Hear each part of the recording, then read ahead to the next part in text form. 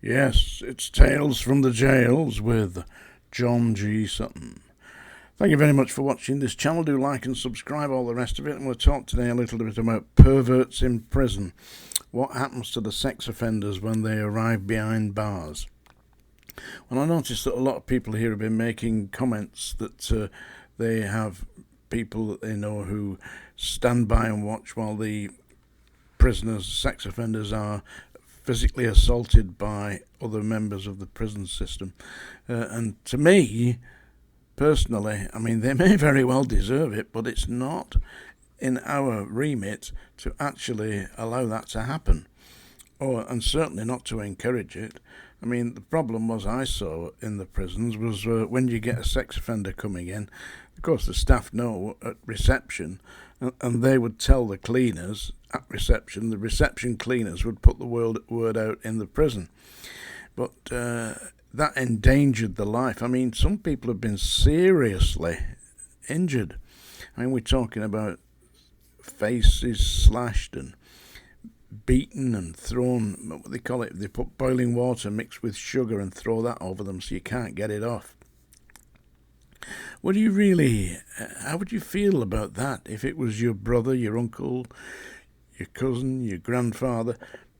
How would you feel about that? You'd think, well, why wasn't the system protecting them? Exactly. And I believe that as a prison officer, it was your duty to protect all the inmates if it's possible. I mean, there are inmates that will physically attack staff, and they have to be dealt with accordingly. And I've mentioned once or twice that I have done that, and of course you have to do that. I mean, don't forget it's a job. You're not going in there for entertainment. You're going there to actually do a job of work and to get a wage, and that's what it should be all about. The idea of going in there lunchtime in the bar, in the prison officers' club, knocking 4 or 5 pints back, then going into the prison all swaggering and boozed up, throwing your fists about. That's no way to behave, is it? I believe it's no way to behave at all. But I was talking about sex offenders and perverts in prison. On the landing I was on, I think it was E3 landing one afternoon, I was talking to a prisoner there. I recognised his accent, you see. He spoke in a very pronounced Lancashire accent, something like this. That knows I'm be bump like that. Bit of a country bumpkin kind of accent, you know. And I said to him, where are you from exactly? He said, he was from Barn Oldswick, yeah, which is the next village up from where I was born. I was born in a place called Foulridge, near Combe, in a 17th century cottage with walls about 2 foot thick. It had been there nearly 500 years, something like that, a long time. Anyway, so I said to him, well, come on, what are you doing in here then? He said, I can't tell you. I said, listen, it ain't going any further than me. You tell me what you're doing, you know. I obviously wouldn't disclose it with other inmates or staff. Just if I'd said I'd give my word, that was it. He said, I got charged with bestiality. Bestiality? It's unusual. I said, what on earth were you doing? He said, well, I was shagging a hen. A hen? A bloody hen? A feathery hen? You know, cock-a-doodle-doo stuff. Cock-a-doodle-doo too far, that one. An extra cock-a-doodle-doo. Yeah? He said, I was doing that. He said, it was all right. He said, struggled a bit. He said, but it wasn't that. It was the woman in the farm next door. She was putting her washing out and saw me doing it and called the police. I don't think they took a statement from the hen. But I think he got 6 months or something like that. Bestiality. How strange is that? That was a strange perversion, don't you think? People do odd things. I mean, look at Jimmy Savile. He was practicing necrophilia, wasn't he? Going into mortuaries and buggering the corpses. Who would do that? How twisted in your mind must you be? I mean, for a start off, how do you manage to gain and maintain an erection when you're looking at a dead body, or a hen, Or as what's Larry's particular pet? A goat. Yeah. How do you do it? You can't look at a goat or a hen or a sheep or something like that and think, that's a sexy looking sheep. I mean, you've got to be serious. There's something wrong up here, haven't you? Yeah. Anyway, the perverts in Strangeways were held on a separate landing that was enclosed. I believe it was C1 landing, and they were separate from all the rest. It had a roof on it, and you couldn't get into it. It was separate, door locked, and there were about 30 or 40 of them. But there was a problem at Strangeways because a lot of them were appealing their cases, you see. Now, when you appeal your case, you could appeal the sentence or you could appeal the verdict, you think you should have been found not guilty.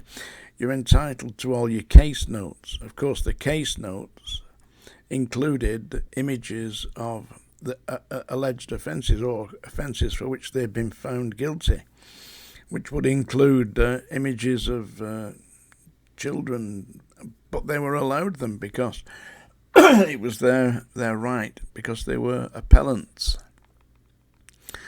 and they were passing them around, the Rule 43 inmates. Pretty much something the same at the Scrubs. I mean, there were a lot of strange people at the Scrubs. There was one particular inmate at the Scrubs who was charged with molesting babies, like a 6-month-old, 7-month-old baby. What he would do, he'd put syrup. He managed to get an erection. That's his penis. Yeah, he got that hard.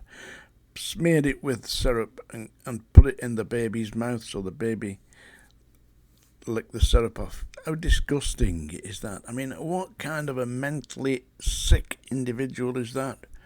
And I was talking to him about this. I was interested really to find out what on earth motivated him. He said, I just can't help myself. He said, that's what arouses me. I said, well, have you sought medical help? He said, I don't want medical help. He said, I enjoy it. He said, and when I get out, I'm going back to my practice, So I reported this, put it in writing, handed it in to the governor, and I believe it or not, they actually did something about it, passed it to the police, but the police said there's nothing we can do until he commits another offence. So that's what he would be doing. But it would be an idea, in my opinion, for sex offenders who are absolutely convicted to be on an indeterminate prison sentence until they are psychologically assessed as being sound. At Wormwood Scrubs, they were conducting experiments on sex offenders. They were giving them drugs to negate their sexual urges.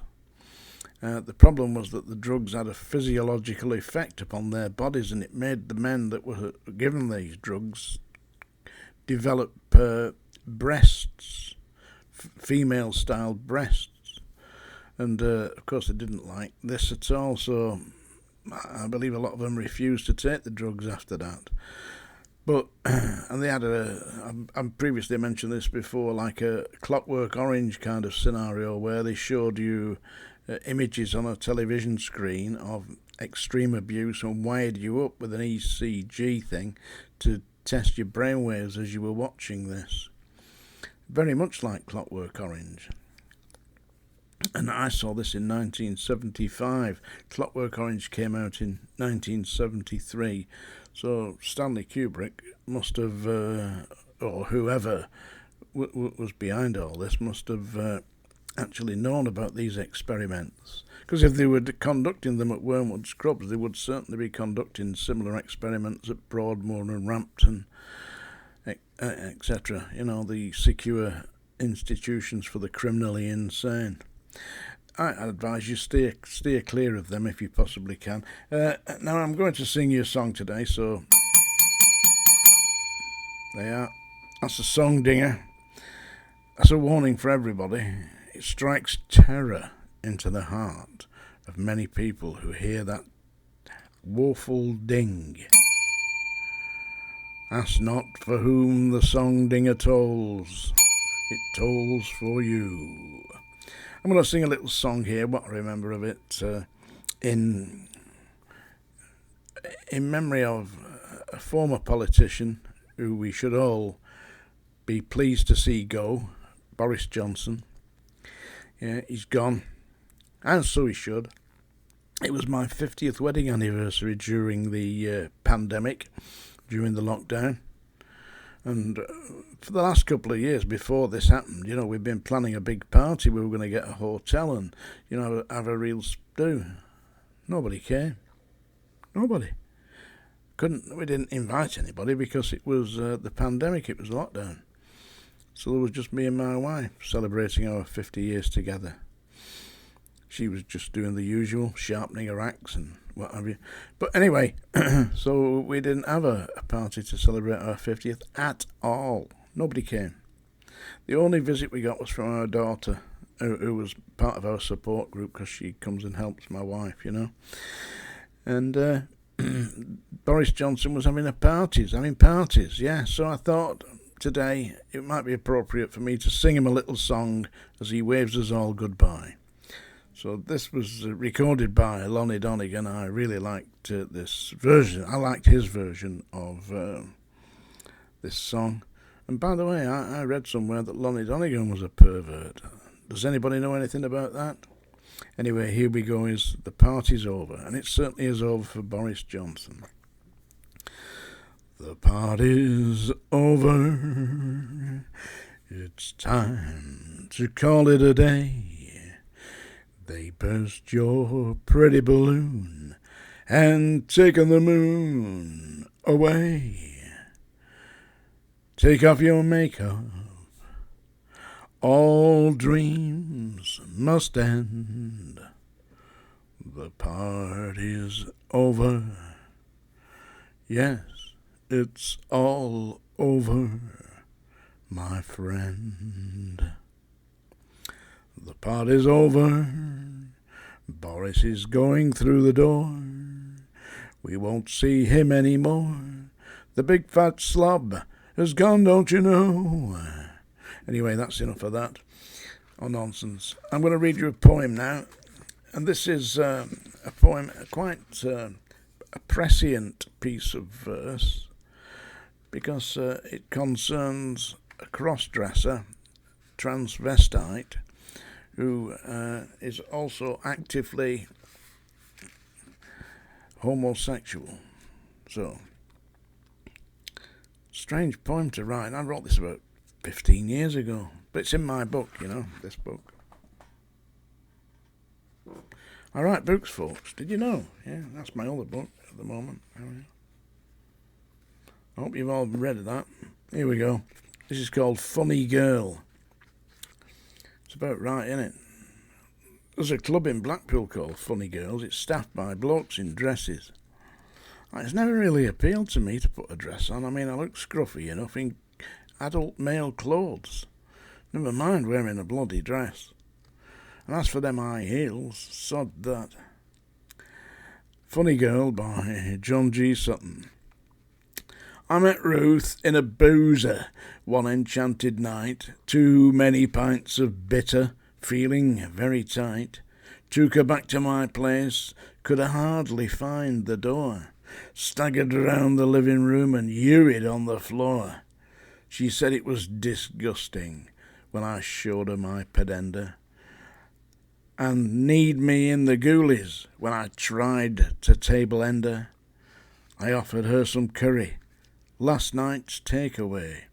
It was just a little crusty, but really quite okay. This lady, not amused, had another idea. She asked me to undress and pointed to my rear. Now my head was really spinning, the effect of too much booze, but I thought, what the hell, I've got nothing to lose. Minus me shreddies, she pulled me to bed, turned me over and gripped me by the head. She was a powerful woman. She filled me with fear, and her honeymoon equipment was decidedly queer. Next morning she had vanished into the noonday sun, Lipstick on the mirror said, "You are a bum." Now all I have are memories, nightmares to tell the truth, of a night on the tiles with a funny girl named Ruth.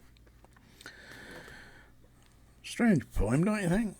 Anyway, Tales from the Jails, thank you very much.